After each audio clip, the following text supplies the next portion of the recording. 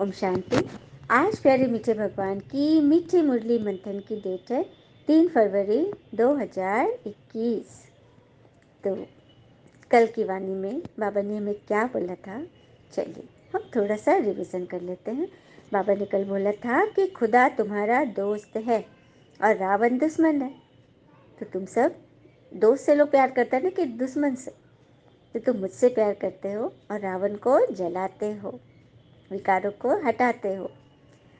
और उन बच्चों को बाबा की आशीर्वाद मिलती है जो सदा स्वयं पवित्र रहते हैं और अनेकों का कल्याण के लिए लगे रहते हैं, श्रीमत पर अच्छी रीति चलते हैं, श्रेष्ठ बनते हैं और एक ईश्वर की याद में रहते हैं।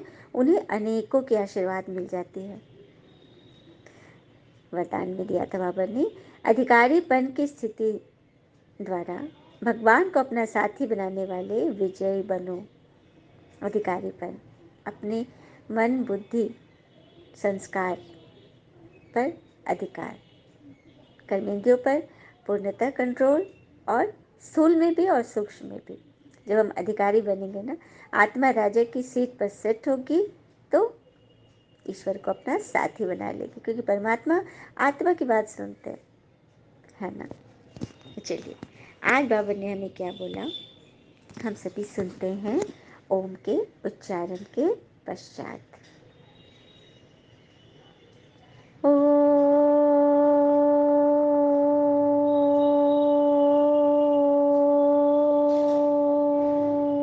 शांति। मीठे बच्चे, सबको यही पैगाम दो कि बाबा का फरमान है, इस पुरुषोत्तम संगम युग पर पवित्र बनो तो सतयुग का वर्षा मिल जाएगा। भगवान कह रहे हैं कि सबको ईश्वरीय पैगाम दो कि ये पुरुषोत्तम संगम युग में भगवान आए हुए हैं और सबको घर ले जाने की तैयारी करवा रहे हैं। तो आत्मा नीचे आई, शरीर लिया तो विकारों में फंस गई, हिसाब किताब चढ़ा लिए। अब बाबा कह रहे कि सब कुछ चुकता करो, जिससे भी जिस तरह के तुम्हारे हिसाब किताब है उन सबको जल्दी जल्दी क्लियर करो और आत्मा में टिको, पवित्र बनो।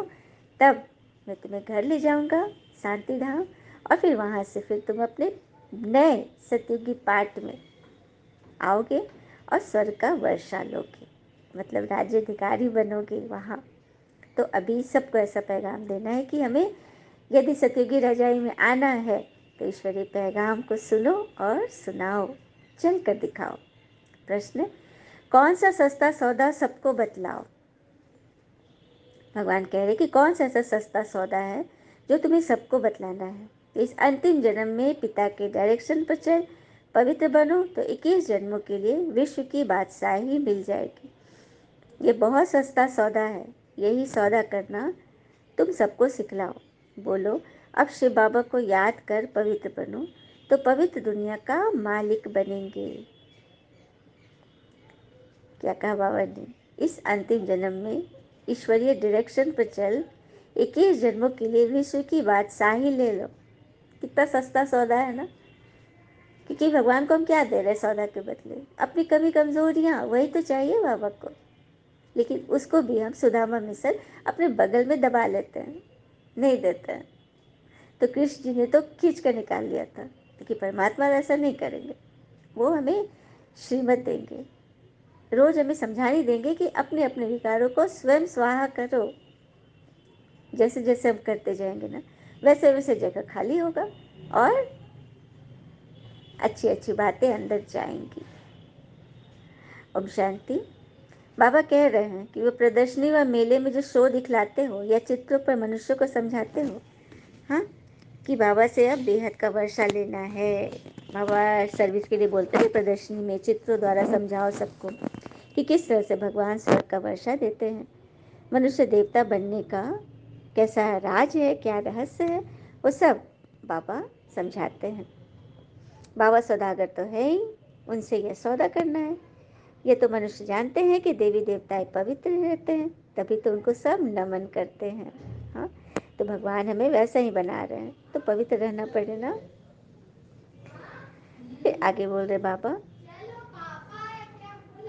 यह पुरुषोत्तम संगम युग है जो पवित्र बनने का है। उत्तम से उत्तम पुरुष है ही देवता है।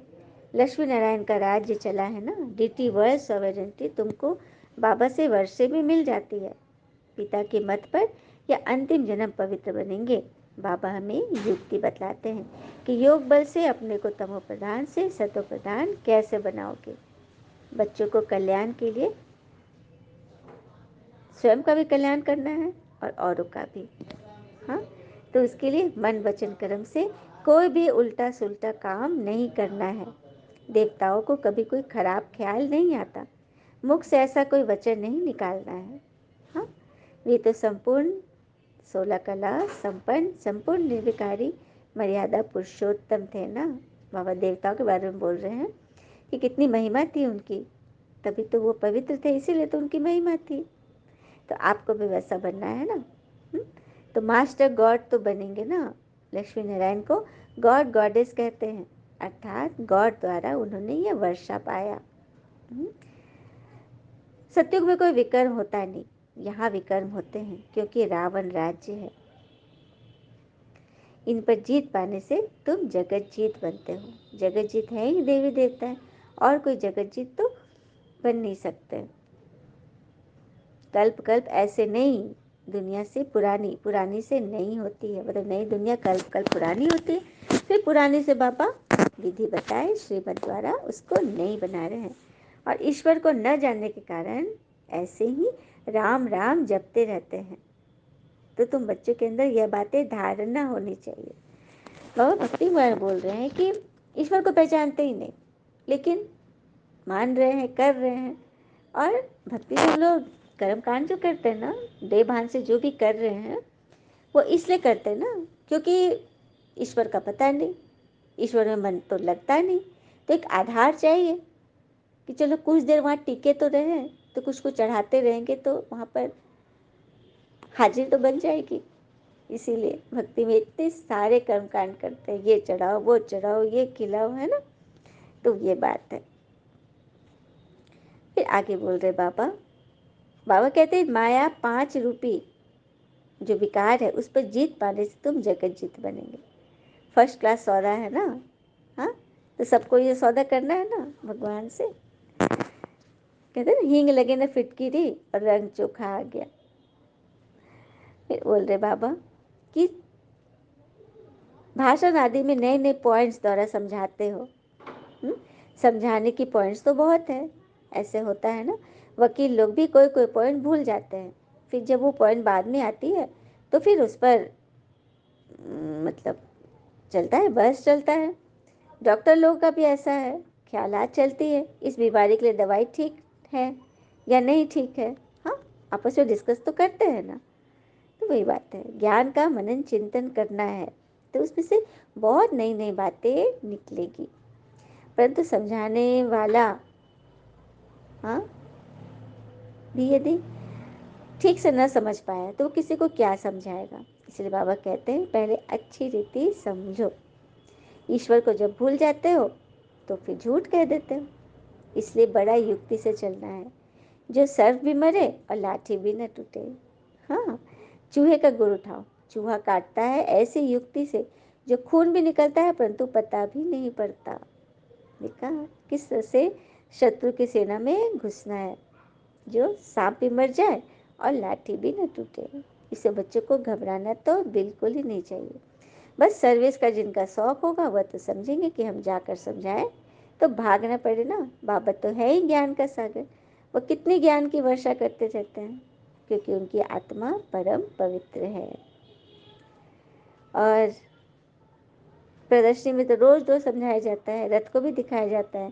कहते हैं अर्जुन बैठा था, कृष्ण रथ चलाने वाला था, यह सब है कथाएं। अभी यह है ज्ञान की बातें दिखाते हैं। ज्ञान अमृत का कलश लक्ष्मी के सिर पर रखा, वास्तव में कलश रखा है जगत अम्बा पर, जो फिर लक्ष्मी बनती है।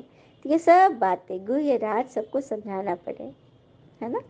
बहुत बड़ी बड़ी बातें बाबा ने ऐसी बातें बताई जो कहीं आपको वर्णन नहीं मिलेगा। तो मनुष्य मूंछ खाते हैं कि ऐसा कैसे हो गया, है ना। बाबा आकर अविनाशी ज्ञान रत्नों का दान देते हैं। बाबा है ही ज्ञान सागर, तो वही तो ज्ञान दान करेंगे ना। और जितना जो बाबा को याद करेंगे उतना हम जैसे कि याद की यात्रा में दौड़ी पहनते हैं, पाप भी जल्दी ही विनाश होंगे। यह पढ़ाई कोई लंबी चौड़ी नहीं है, सिर्फ पवित्र रहना है, दैवी गुण धारण करने। मतलब बाबा कह रहे कि कोई तकलीफ नहीं है इसमें। हाँ, सब कुछ अपनी विल पावर से, निश्चय बुद्धि से आप उसे हासिल करोगे। तो ऐसी ऐसी बातें बुद्धि में मंथन होती रहे तो भी बहुत अच्छा है। आगे चलकर पुरुषार्थ करते करते समय आता जाएगा, फिर घुटका नहीं खाएंगे। अभी थोड़ा टाइम है तो बुद्धि योग उधर लगा देना चाहिए। बाबा तो तदबीर सिखलाते हैं, कोई उस पर चल लग पड़ते हैं, कोई लग पड़ते हैं और कोई चलते ही नहीं। तो बाबा क्या करे, बाबा ने तो रास्ता बता दिया। अच्छा, मीठे मीठे बच्चों प्रति भगवान के नमस्ते। हम बच्चों की भी प्यारे शिव पिता को नमस्ते। और बाबा दिल से सभी आत्माओं की तरफ से आपको very very very good morning. धारणा के लिए मुख्य सार है, पहली पॉइंट, उच्च पद पाने के लिए मुख से सदैव रत्न निकालने हैं, पत्थर नहीं। मनसा वाचा कर्मणा, ऐसे कर्म करने हैं जो मर्यादा पुरुषोत्तम बनाने वाले हो।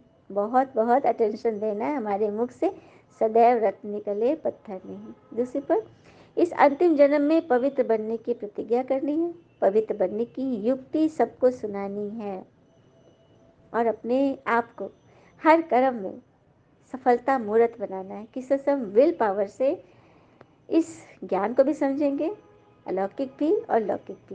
दुनिया में भी हमें अपनी बुद्धि से चलना है ना। जैसे एक बार की बात है, एक बच्चा अपने गुरु के पास गया कुश्ती सीखने के लिए। हाँ, वो पहलवानी करते थे गुरु। तो गुरु जी बोले ठीक है, कल तुम आ जाना, तुम्हारा एडमिशन हो जाएगा। तो जब वो जा रहा था तो एक्सीडेंट हो गया उसका, उसके हाथ में चोट आ गई और बायां हाथ उसका काम नहीं कर रहा था, है ना, फ्रैक्चर हो गया। तो लेकिन फिर भी गुरुजी से कहा था मैं कल आऊँगा, और वो पट्टी लगे हुए भी गुरुजी के पास पहुँच गया। और गुरुजी बोले गुरुजी मुझे सिखाइएगा ना। तो गुरुजी उसका हाथ देख रहे हैं, बोलते कि तुम मतलब क्या कह रहे हो, तुम कर पाओगे, कुश्ती सीखोगे, तुम्हारा तो एक हाथ तो ठीक नहीं है। तो गुरुजी हाथ से क्या होता है, मुझे सीखना है, मेरे मन में बहुत उत्साह है सीखने की। तो गुरुजी जब उसकी ये निष्ठा देखी तो बोले ठीक है, कल से आना, मैं सिखाऊंगा। तो दूसरे दिन वो चला गया और गुरुजी इसको सिखाने लगे और एक ही टेक्निक उसको सिखाए और रोज़ करीब 1 महीना तक उसको एक ही टेक्निक सिखा रहे थे। और ये देखता था कि और सब बच्चों को तो गुरुजी बहुत तरह के टेक्निक सिखा रहे थे, तरह तरह के, और इसको एक ही तरह के सिखा रहे थे। तो मन में तो क्वेश्चन आता था। 1 महीने के बाद एग्ज़ाम का दिन आ गया। गुरुजी ने बोले कि पास के गांव वालों के साथ तुम लोगों की कुश्ती की चेकिंग होगी, हाँ, पेपर चलेगा तुम लोग का। तो ये देखा और सब बच्चे को शुरू हो गया, पहले उन लोग का हुआ तो हार जीत सब हुई, और इसकी जब बारी आई तो देखा इसने कि इसके इस अपोजिट जो था वो थोड़ा लंबा चौड़ा था, लेकिन ये बिल्कुल नहीं घबराया और उसने उसी टेक्निक का प्रयोग करके हरा दिया। मतलब 3-4 मैच खेलने थे, चारों में ये जीत गया। तो जब उसको इनाम मिला तो वो गुरुजी से पूछा कि गुरुजी, और सबको तो आपने सब तरह के टेक्निक सिखाए थे, लेकिन उन लोगों की तो हार जीत हुई, लेकिन मैं हमेशा जीता, इसका क्या राज है। गुरुजी मुस्कुराने लगे और बोले सबसे पहली बात तो तुम्हारे अंदर निष्ठा थी, सीखने की लगन थी, प्रॉब्लम के बावजूद भी, इसीलिए मैंने तुम्हें एक ही टेक्निक सिखाया जो तुम्हारे इस समय की सिचुएशन के लिए उपयुक्त थी। तो वो कैसे है गुरुजी? तो बात ये है कि मैंने तुम्हें वो दाव सिखाया जिसमें क्या होता है, तुम अपने दाएं हाथ से, बाएं हाथ उसका डैमेज था, दाएं हाथ से तुमने अपने अपोनेंट को अच्छी तरह से एकदम बांध लिया, पकड़ लिया, और उसके काट में सामने वाला को तुम्हारा बाएं हाथ पकड़कर खींचना था, तुमको पटकना था, लेकिन तुम्हारा बाएं हाथ तो काम का ही नहीं था। तो वो लोग उसको पकड़ ही नहीं सके और तुम जीत गए। देखा किस तरह से उसकी लगन उसको कितना आगे बढ़ा दी, अपनी हिम्मत से वो जीत पाया और गुरु जी का दिल भी जीता। तभी तो गुरु जी ने उसे वो दाव सिखाए जिससे वो सदा विजयी बनेगा। तो देखा, यहाँ हमारे गुरु जी कौन है? परमात्मा। तो उनके सामने भी हमें वही लगन दिखानी है। तो परमात्मा भी हमें वो दाव सिखाएंगे ना जिससे हम माया को एकदम पछाड़ देंगे। और पापा ने बोला तो मैं युक्ति बताता हूँ जिससे तुम योग बल से माया जीत जगत जीत बनोगे। वरदान दिया पापा ने। सदा कल्याणकारी भावना द्वारा गुणग्राही बनने वाले अचल अडोल भव। सदा कल्याणकारी भावना द्वारा गुणग्राही बनने वाले अचल अडोल भव। अपनी स्थिति अचल अडोल बनाने के लिए सदा गुणग्राही बनो। अगर हर बात में गुणग्राही होंगे तो हलचल में नहीं आएंगे। गुणग्राही अर्थात कल्याण की भावना। अवगुण में गुण देखना, इसको कहते हैं गुणग्राही। इसीलिए अवगुण वाले से भी गुण उठाओ। जैसे वो अवगुण में दृढ़ है, हर किसी के अवगुण ढूंढने में देखने में दृढ़ हैं, पक्के हैं, वैसे आप गुण में दृढ़ रहो। गुण का ग्राहक बनो, अवगुण का नहीं। हम दुकान से कोई सामान खरीदने जाते हैं तो क्या खरीदते हैं? अच्छे सामान खरीदते हैं ना। हाँ, टूटे फूटे तो नहीं लेते ना। तो उसी तरह से हर एक इंसान में अवगुण भी है तो गुण भी है। हम यदि गुणग्राही होंगे तो हम क्या उठाएंगे? गुण ही उठाएंगे। तो यही बाबा हमें सिखा रहे हैं कि सदा कल्याणकारी भावना द्वारा गुणग्राही बनो, अचल अडोल रहो। स्लोगन, अपना सब कुछ पिता को अर्पण कर सदा हल्के रहने वाले ही फरिश्ते हैं। अपना सब कुछ भगवान को अर्पण कर सदा हल्के रहने वाले ही फरिश्ते बनते हैं, जिनका फालतू बातों से, वो फर्श से, मिट्टी से कोई रिश्ता नहीं, वे सदा उपराम रहते हैं। अच्छा, ओम शांति। शुक्र मीठे बाबा, वो बाबा के प्यारे प्यारे बच्चे। थैंक यू बाबा। All is well always. ओम शांति।